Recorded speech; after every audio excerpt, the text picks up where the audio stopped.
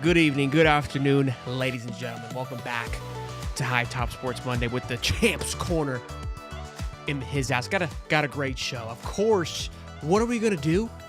It's crazy. I feel like Billy's just got us in a blender. You know what I mean? We're just sitting around, relaxing, having ourselves a fun. He's like, let's remind them I'm calling plays again.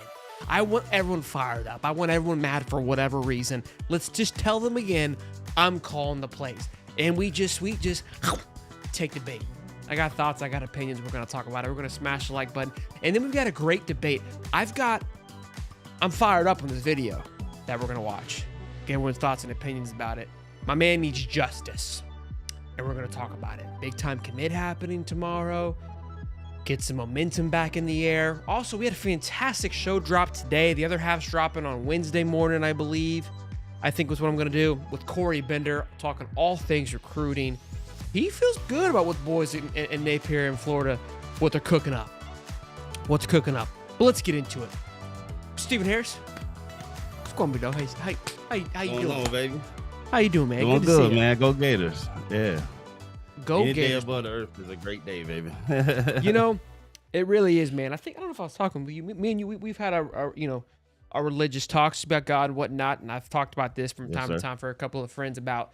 We always say, like, hey, live today like it's your last. And I used to like that, but at the same time, I kind of hate it. Because if today was my last day, hey, I'm flying to Vegas, we get nazi. You know what I mean? Like, Right. if it's today is the day, we burn it to the ground. You know? So it's a not lot more. it's not realistic to live like, because nobody can live like that. So, it's as simple as just appreciate each day as if it's your last. If it's simply just the fact that you get to go outside and smell the roses. Like, it sounds dumb, but just appreciate it, man. The small stuff. The fact that we get to do this, the fact that we get to tune on here, I get to whine and moan and complain with the rest of us, and people want to tune in and listen to me. We're blessed, man. We're lucky. We're lucky that they keep turning it on. I don't know why, but they keep turning it on, baby. So I'm sure it's the pretty faces. They love the pretty faces. Yeah, that's probably what it is. We're cute. We're cute. That's what my mama tells me, anyways. Boys and girls, smash the like button, subscribe. Let's get after it. Almost to 27, 28,000. I don't know, man. We Let's go, baby. We're doing some cool things, baby. We're doing some cool things. West Day celebrating his membership for 18 months. Go Gators, boys. Go Gators. High Top Sports, the small stuff to enjoy. Absolutely. Shout out to West. Like I said, Billy decides to just, spice it up. He was on the Gator Breakdown show, phenomenal interview. We're gonna pull some tidbits from that. Now, look, we haven't had Billy on the show, but we've been on Gators Breakdown, and Breakdown's been on here. So by just association, we're basically part of the team now. We're like assistant coaches to the assistant coaches, just because of the connection. I can run with that. That's fair. That's a fair assessment. I can run with that. Shout out to Gators Breakdown, man. Thanks for giving us the hookup. Not the fact that you played on the team or national. It's because we've been on the show and Breakdown's been on ours. That's the only reason why. That's it. With distant cousins, we in the same family. It's all love. We're Billy's basically like a brother. You know what I mean? Like he daddy, whatever you want to call him, he's there. So, but on the real, Gators Breakdown do a fantastic job, man. My man is good. It's pretty good, man.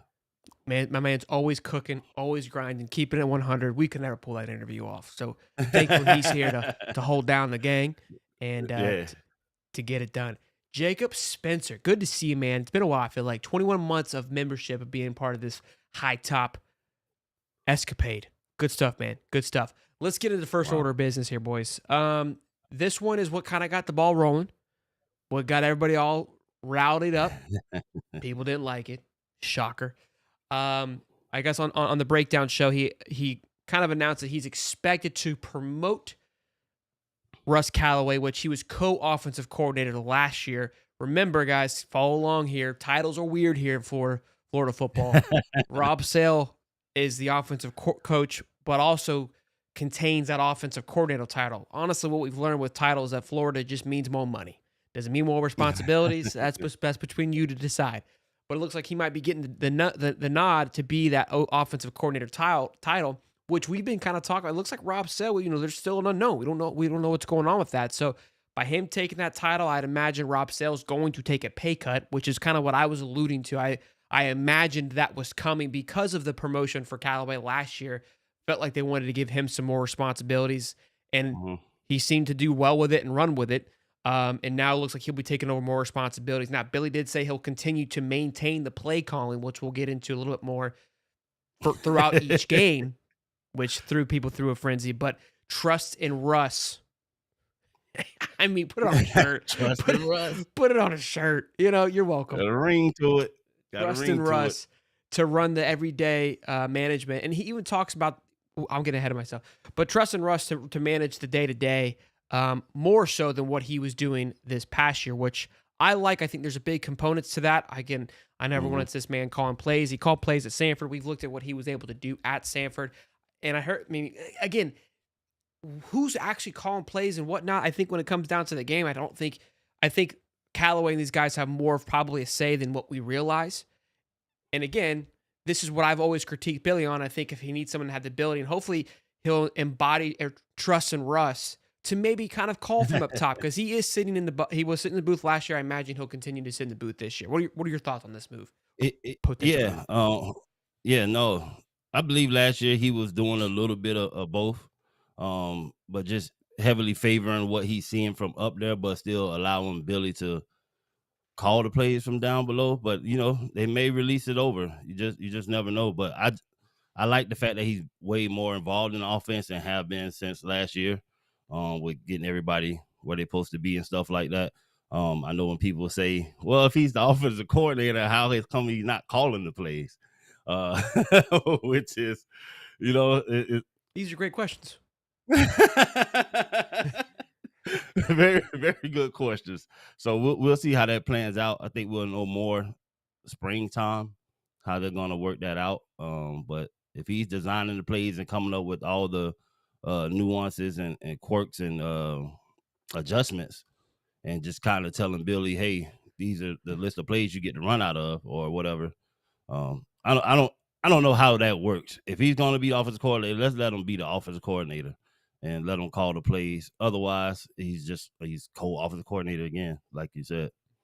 Well, I mean, look, I find that interesting too. Again, like, what does the title really mean? And again, I think there's more to the offensive coordinator than just calling plays, right? Kind of what it is. The simplistic look at it. Because even Liam Cohen, the new coach for the Jaguars, during his presser, they go, hey, will you be handing over the plays? Because he was the offensive coordinator at the Bucs, and clearly his ability to call plays and what that offense did is what got him the head coaching job at Jacksonville. So they asked, are you going to be calling the plays next year? He goes, absolutely, 100%. But then he went and interviewed an OC. So, you got to wonder what, again, there's more roles than just game day calling. Yeah. and so, because again, that person, I would imagine he saw the same interview and was like, well, why am I being brought in if I'm not going to call plays? And it's like, look, you'll probably call some plays, but ultimately I'm going to make that final call and that final decision. And people don't realize, so even Saban called plays a lot more than what people probably realize. Those guys that play those coordinator positions are more just placeholders, just so that he could kind of bounce some things off of, ask some thoughts. But look, he trusted his guys too at the same time. So, in all honesty, that's like filling the roster. There's a position with that name on it. Somebody has to be in the role. Hey, Bill, we got to spend the money. They're going to freak out. Just put somebody here. It's a title that has to be held. But that's weird. But there is a lot more to being an offensive coordinator than just calling the plays on game day. And so Florida's been somehow working out these different weird dynamics, and it's been working. The players are responding, and I believe they're getting more one-on-one time with certain coaches, and that, like, condensing it down allows you to pay more attention to detail. So I like it. But the play calling on game day, I want to see what happens in the spring and see if Billy can say, you know what, you got it. Oh, he's not going to hand it over then. LFGM, at this point, there isn't anything to get worked up over the season, just needs to get here. And that's kind of where I'm at with it. I love it. I thought we were past the offensive coordinator news, but, I should have known better. That's on me. Everyone gets mad at me for talking about it. And it's like, look, this is what was there is the news in the sense that he is getting that promotion, which I think, again, parlays into the Rob Sale. What's happening with him? Are we retaining him? Are we moving on from that? I think those are all interesting things that I'm looking more to find out. There's smoke around Steve Spurrier Jr. coming on as an offensive analyst, which I like a lot. Ran a pretty high tempo offense at Tulsa, I believe it was. Mhm. And that's a part that we're going to get into in here in just a minute as we talk about Billy, kind of what he said on breakdown. And don't forget, last year there was the rule change where more analysts were allowed on the football field, one being Ryan O'Hara, who coaches the quarterbacks. And I think those things kind of took a lot of pressure and load off Napier last year, which, again, we keep seeing these changes in college football. And it's like, hey, why aren't you making these changes? Well, each year they keep making my job a little bit easier, Yeah. right? Which allows for me to do a lot more than what I wasn't doing. So I'm hiring these guys, what I noticed where I was missing, to allow for me to continue to do what I'm doing. Like there's increments. That's how I assume he's looking at it. I know people don't like to hear that or what have you, but where my head's at is like LFGM just said, like, this is what's happening. So you can be pissed about it and complain about it, because here's the thing. You know this and I know this. The guy starts losing games, you're calling for his head. He knows that. I know that. Everybody knows that. The reality of it is, even if he did hire an OC, all that would do would fill your appetite for this offseason. Because the moment they lose one game, we're right back where we started. Then you're going to be pissed about Yeah. the person who he hired. So all this noise of like, it's an unserious program, you'd feel it would be serious for about 5 minutes. And the moment that things didn't go the way you wanted it to go, you'd find a way to blame Billy. Or you'd say that he's still calling the plays. Like, he's in a lose-lose situation until he starts winning football games. That's just a matter of fact. Yeah, no, you're correct. And then, like he said, well, and I've been feeling, I'm not gonna just say like he said, you don't want to change too much right now. We're right at the cusp of going in this thing, getting into the playoffs, and these guys grasping everything that he's been putting down so far, and it's been turning on. Why change it all right now? So I like the fact that somebody in-house that may be getting that nod, that knows exactly what he wants to do, knows the type of offense he wants to run. We're not bringing in a whole new type of offense, which is important as far as getting an offensive coordinator. Not at this moment, we don't need somebody that's outside to come in and try to change everything around, because if it don't work, you have to try to fix it.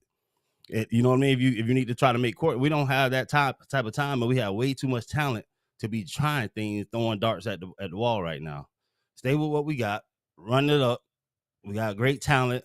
Everybody's know the system. They know the expectations. Let's go smash some people, knock them in the mouth, and take care of business.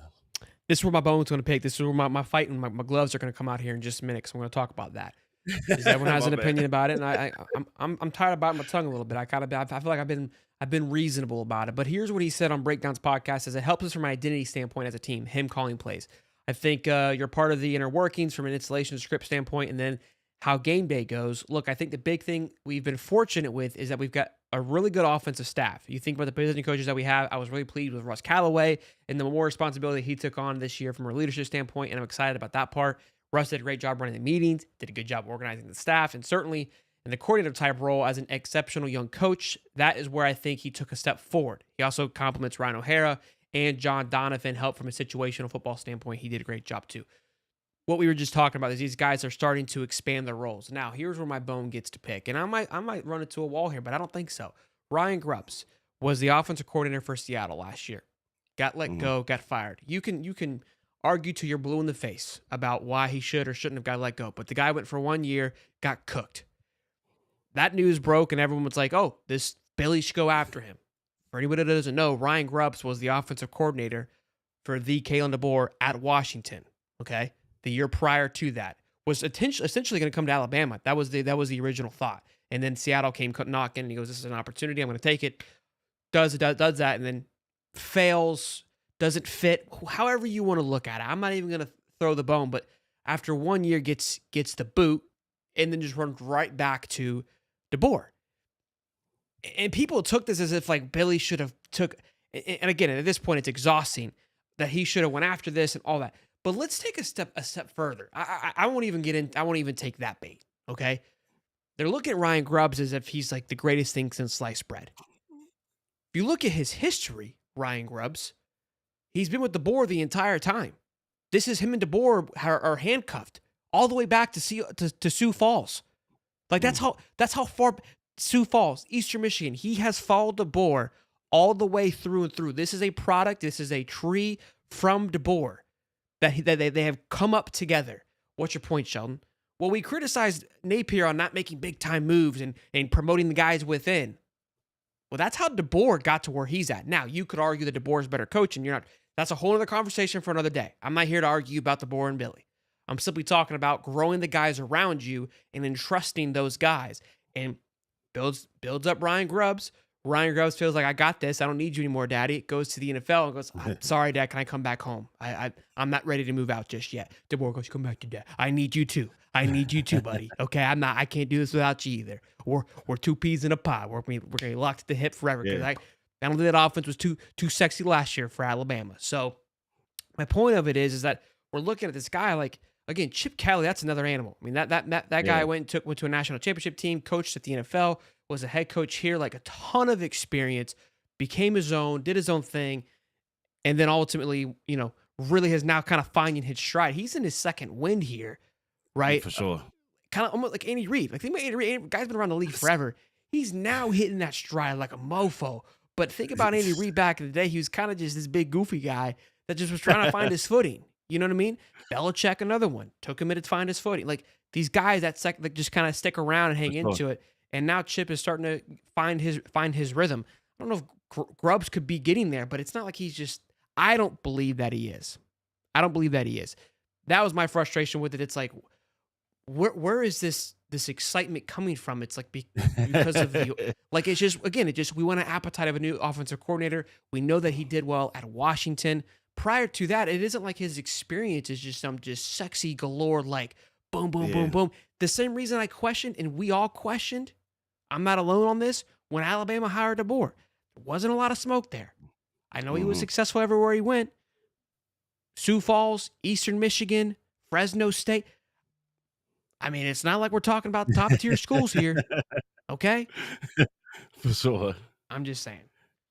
I think everybody just too much excitement sometimes can be bad.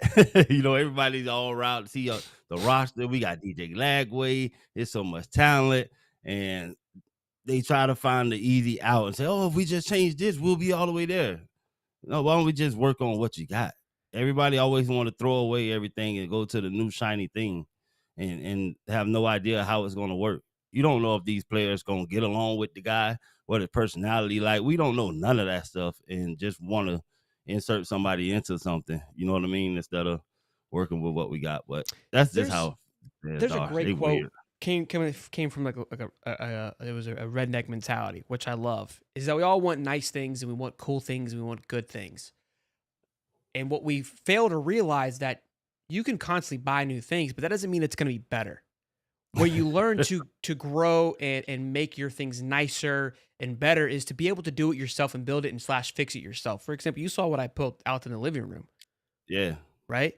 Like that made that my house, and for us, right, it elevated our living space versus just going out and buying a new house. Like that isn't always the fix. Sometimes it's growing and building. Again, I know not the greatest analogy, but that's people. It's not sexy, right? Taking out the wood, cutting it up. It's not sexy when it's happening. You're kind of, trust me, buddy was stressing when I was building it. You're kind of wondering if it's gonna work. You got it in your head. Is it gonna translate as you're picturing it up here? I drew it on a white piece of paper. My wife's looking at it. She's like, this ain't the same thing, baby. I was like, I got it. Trust me.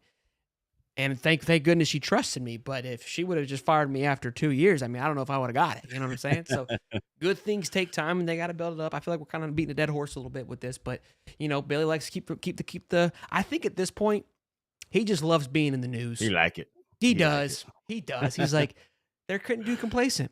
They're starting to get a little. Let's piss him off a little bit. Yeah, rile him up a little bit. Yeah, because that came out. I didn't think he would make that announcement or just pop up on the podcast. Deflating people's hopes, especially knowing our fan base, man. But it's cool that he got it out the way now, so it won't be any rumblings. No, it will be. We'll circle back. We got SEC Media Day. They'll ask about it again. It'll be back. He'll get asked on Radio Row. 1010XL will ask him about it. He'll hammer home on it again. He's like, honestly, I demoted Russ after the spring game. I don't even need these guys anymore. Yeah. He's like, come June, he's like, I'm calling defensive plays too. I'm trying something new this year. I saw Swoder post talk about one day before the first week he gonna tell him I'm calling plays now. I was like, Look, he yeah. keeps telling us we're calling plays, and everyone's like, "What?" Like he's told us 6 times he's calling plays. I don't know. It's fun. I mean, he It's new. keeps. It's new every time. Every time he says he's calling plays, it's brand new. It's like the Beyonce meme. Like I'm gonna post that when I get off. I'm gonna post that when I get off. When Billy announces he's calling plays. Billy is calling plays. Guys. Just if you haven't heard yet, Billy is calling plays. Oh man, I love it. I love it. We're so back. We're so back. All right, boys. Let me before we move on to some other topics here. Oh, Wes, y'all can keep this Billy nonsense. This is an unserious program. Okay. Good to see you, Thank Wes. you, Wes. Yeah, I appreciate that. Appreciate Wes. it. Good to see you, bro. Major love, man. Good to see you, baby. Boys and girls, this show is of course brought to you by PrizePicks, and we're at the end of the football saga, and I dose you one up here. Okay, a little. It's not the sexiest one, but I've been burned a little too much. I have to take it easy on this one. And here's what we got going on until February 9th. I want to read this. Make sure I get it right. Big game is almost here. It's now or never. Don't miss out on the last football game of the season with PrizePicks, the best play to win cash while watching the game. PrizePicks is also giving away a free pick for the big game. You see right there with Patty Mahomes, where one of the starting quarterbacks will only need to throw 1 yard to win. We know there it is. More than half a yard right there. If you're correct, I will be. On at least one more stat projection, you can win real cash. Also, check out the promo tabs to tell any of Super Sweet Millie winners big game lineups. If you tell a lineup that goes 3 for 3, you will have a chance to win a split of $1 million in promo funds. So, get in on that. Feeling pretty good. Saquon has been absolutely eating. Obviously, we got the freebie with Patty and AJ. I went the other route last time. I went with Avante, but AJ cooked. He's been reading his book. He's dialed in. Download PrizePicks. Use the code HIGHTOP. When you play your first $5, you get back 50 bones, boys and girls. Okay? Hammer it home. And look, just because football's going to be over, March Madness is right around the corner. And to be honest with you, basketball is an absolute blast. And I know there's a guy on this show right now, cooks when it comes. He more than Billy and play calling. Cooks when it comes to the NBA. So use the code HIGHTOP. PrizePicks. Run your game. Stephen Harris. Hey, I like that setup, man. I like that setup. It's big time game, so I think Brown shows up for sure. I agree. That's what I was feeling. You could probably, honestly, I think those three are, it's the cardinal sin, but are a lock. You could add a couple more in there, but it's just tough. Big time games like that. I think Kelsey might get shut down a little bit. I like for like a Juju Smith. His numbers are a little bit low. He did well last game. I feel like the Chiefs, they'll find a guy that's going to have. Now here's a guy. Third receiver, fourth receiver that just go for one. You ain't heard all season. You ain't heard about him all season. Yeah, he's gonna have the 3 player touchdowns. of the game. Yeah. Called Ooper up. You know what I'm saying? It's gonna be nuts. Yeah. It's definitely they type of style. Yeah, boys, we've got Onus Kobani making the call tomorrow, 12:40. Onus. I might try to go live for it. We'll see. Keep your eyes and ears peeled if you like that kind of thing. This could be 1 to possibly 2 more additions for that Florida football team. Right now, the vibe's good. We talked to Corey on this on Monday. We talked about it on our show a little bit. He still feels confident about it. He even posted another. My man was cooking today with articles, talking a lot of great things. Other guys too for 2026, which we're not going to talk about here. But still, everyone feels that the vibe around Onus is good. He even said he spoke to some guys in Tennessee. The message is still the same. So hopefully we're not getting swindled and pimped here. But this is one tomorrow, which will again take that class up. And then again, there's the other kid, Jarvis something, I can't remember his name, who reclassified. I know he was on an official visit. Could he be one that pops this week as well? If both were to pop, I believe we get into that top 8, close to I think maybe even 6th overall for recruiting class, which is a hell of a finish in the all grand scheme of things. I like this Onus guy. Onus, come on. Nah. Yeah, it would be a great addition to add to what we have, man. We hot right now, man. I don't want to get my hopes up too high because they do get crushed when I start to like a player and he don't come. So Onus, man, make me proud. Yeah, look, for the cornerback slash safety room, that would be 1, 2, 3, 4, including Onus, and then possibly 5 if they were to add on top of safety, which is 6. So 6 additions to that secondary, which, again, a room that's already, I mean, I would say we're excited about a lot of talent, a lot of youth there. But this definitely, in my opinion, since Billy has been here, is I would argue the strongest safety slash recruiting class that we've had. And all credit to the man, aka your cousin, Will Harris. Cuz listen, in this day in football right now, you need to have that maximum depth, man. And when you get it right and you can rotate, save the kids' bodies. You know what I mean? They don't need to make a billion plays to make it to the NFL. These guys are training at a high level. They know what these guys can do. They just need to show flashes of it and go make some money. So if we can rotate, get guys in, and have maximum depth, that would be ideal for us. And have the guys that have all the size and speed, like how Alabama was doing it back in the days. Every position group matched up. When one person went out, the next person went in, and there was no lack in size or physicality. Yeah. You know what I mean? Maybe mentally, the guy wasn't as smart as the guy or made some mistakes in practice. That's why he wasn't starting. But physically, the part was there, and you wasn't just going to be breaking on the back end because they'll run you down. So I like it. Yeah, BB is the strongest, really. I mean, give me a stronger class. Give me a class that you think is stronger than this one. I mean, ratings-wise, it's 100% the best one. I can't think of a Billy class. This is Billy's strongest class right here. It's, I think, the total strongest class. Total, yeah. But total. I'm talking just secondary, just cornerback and safety room. I think it's the best. Oh, for sure. Recruitment-wise. We got Ben Hicks, a 5-star. We don't think we've had a 5-star guy. The last highest cornerback commit, I believe, was Jakeem Jackson. I mean, Gregory Smith was a 3-star. Aaron Gates was a 3-star. Sharif Denson was a mid to high 4-star. Jameer Grimsley was a 4-star. Came late to the class, but Kermani McLean wasn't. I mean, by the time he got to us, he didn't commit. Don't forget my Jacksonville boy. Out of Mandarin. Sharif or this new class? I'm talking about the old class. Oh, okay, yeah, no. Who are you talking about? Yeah, no, this is his strongest class. No, right? Stubbs. You're talking about Stubbs, right? Yeah, Stubbs. No, I'm just talking about previous classes. Yeah. Yeah, this class probably stronger high school. Yeah, that's what I'm getting at. Just the high school kids. Stubbs almost broke my heart. Whew, thank you, Stubbs. Also, once was a 5-star. So he is a 5-star. He should be a 6-star. I'm tired of these rankings. I don't make them. I ain't mean to bite your head off, bro. My bad. This is gonna piss some Gators off. One being Mr. Nobody. I saw him in here already talking some smack. He's lucky his mom ain't in here. Also, is Mark Scott in here? If he's not, Dave, can we get him in here?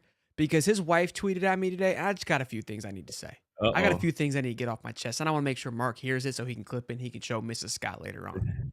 All right. This is gonna piss off the fake Gators fans in here. Okay, there's a few of them I know. Q Lee, Mr. Nobody. You know who I'm talking about.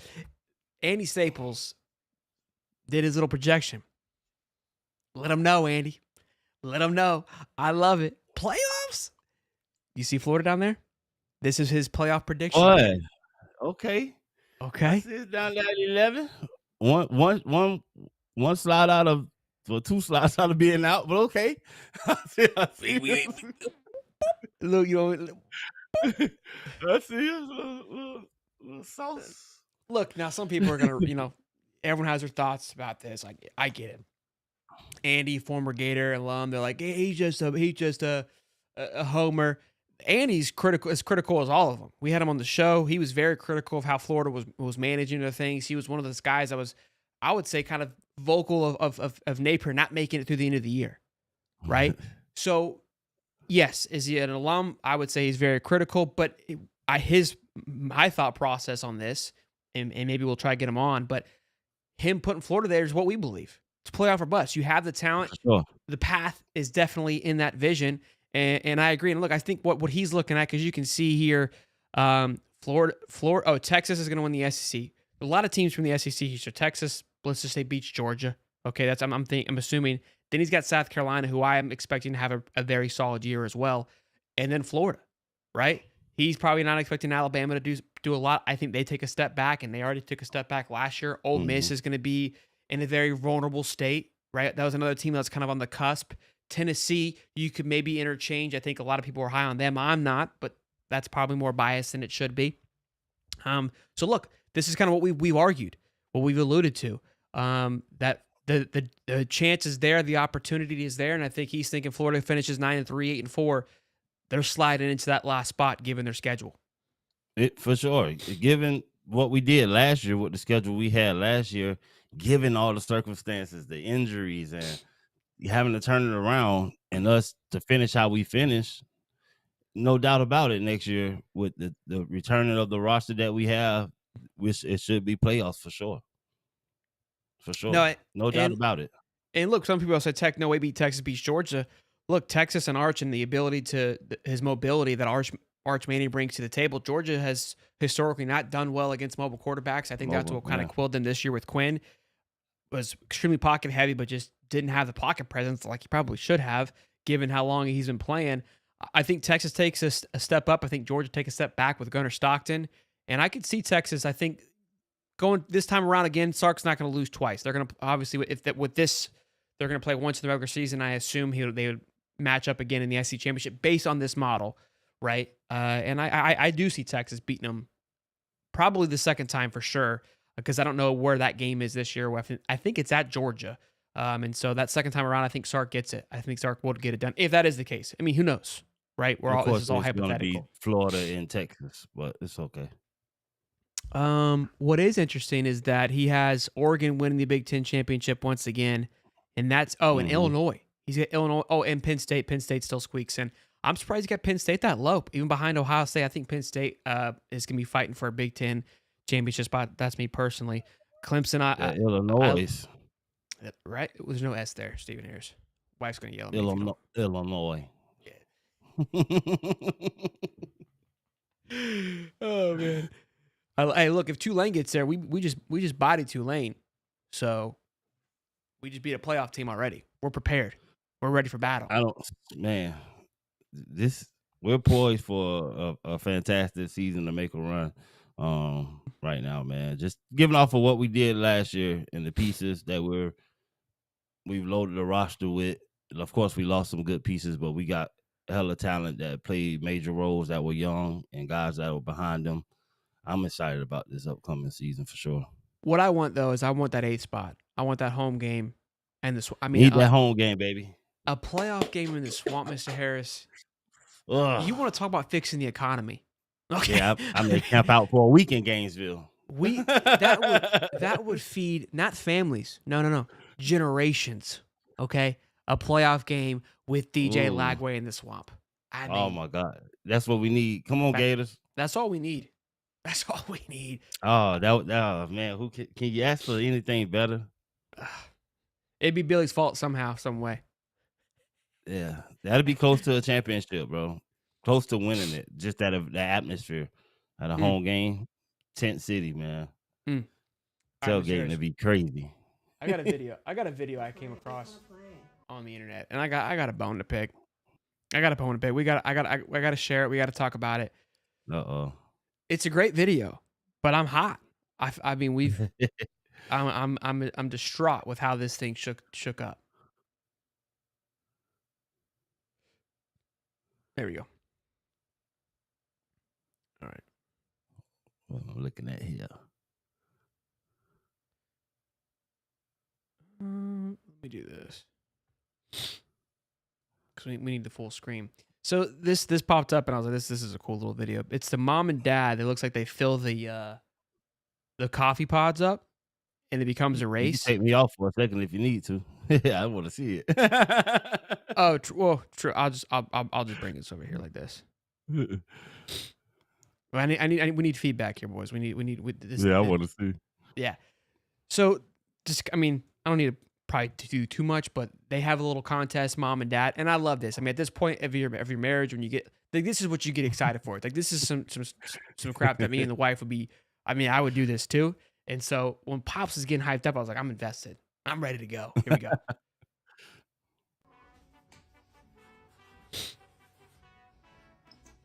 I always win this, and I do it in the most calm fashion, and you're like freaking out, and I always win. The one time you won, I let you win. Horrible. You're taking that one thing in my life away from me. The one time you won, I let you win. Just listen. I'm here for it. Okay, I'm here for the abuse, so I'm fine with it. But that's just a little messed up. Wow. That's a little messed up. Here we go. I'm kidding. Ava, you just count down for 15 minutes. Okay, 3, 2, 1, go. Did you see it? That's 3. The false start on Mom. 3 in a row.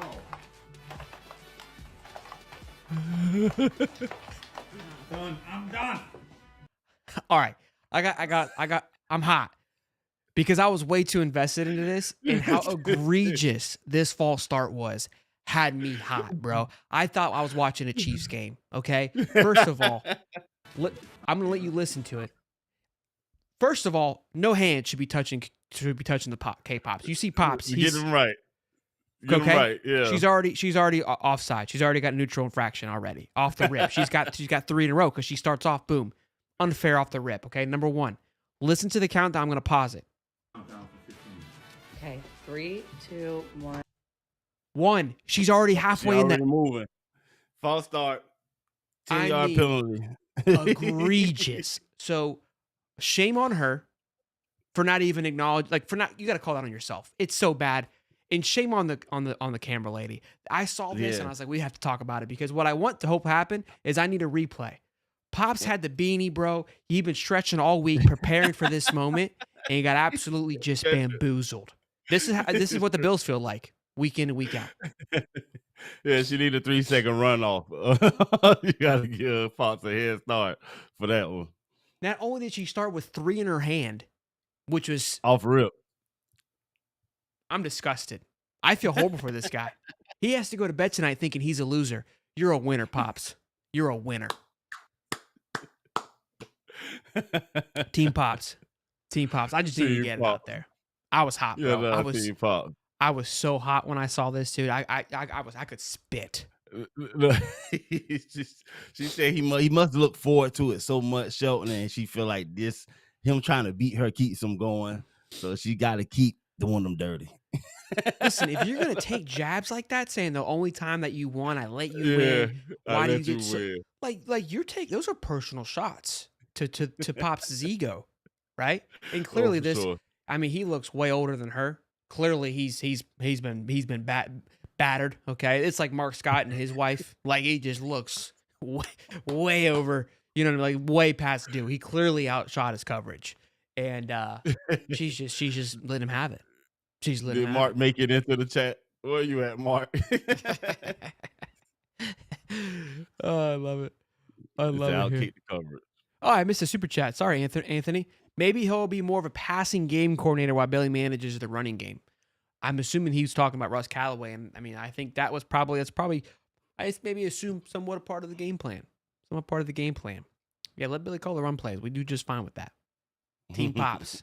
Yeah, Pop needs to be hashtag justice. Okay. Yeah, they got to run it back. I'm posting this on. crowd. I'm clipping it up and posting it on Twitter because I need a run back. I need a run back ASAP, and I need a better clock management because clearly my man's been battling the daughter and the wife this entire and time. the wife. Yeah, look. Yeah, my man's running bad. solo, dude. Yeah. I got him though. I got him. They need to let you referee the next one. Yeah. Everyone in the comments section saying is roasting her too, so rightfully so. But I need to run it back. I need to run Team it back. Pops. Team Pops in the comments, boys and girls.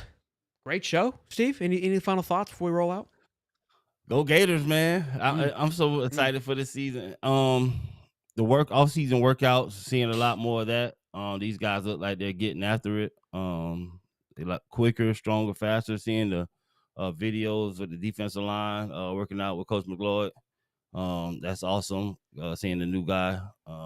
That's been cool, man. So I just want them guys to keep bonding, man. Keep working hard. I know they are. And it's gonna be a fun season. What happened? we've fallen as a society. So there's no football on anymore when we breaking down a coffee race.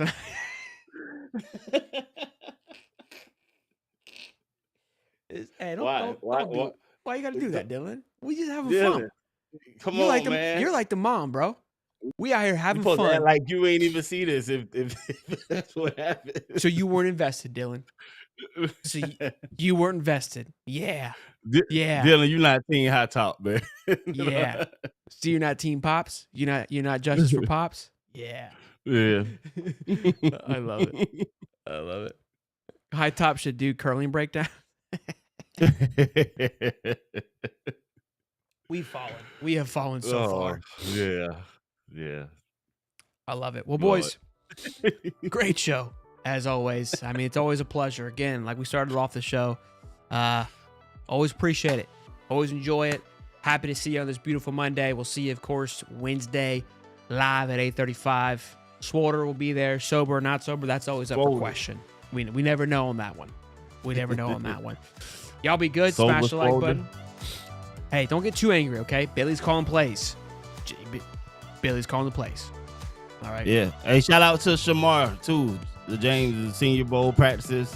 Oh, Seeing yeah. good reports about that. Big Cam, all those guys performing out there, man. Major love to y'all, man. Can't wait to see what y'all do in the future. I love it. Y'all be good, boys. Go Gators, baby. Peace and love, baby.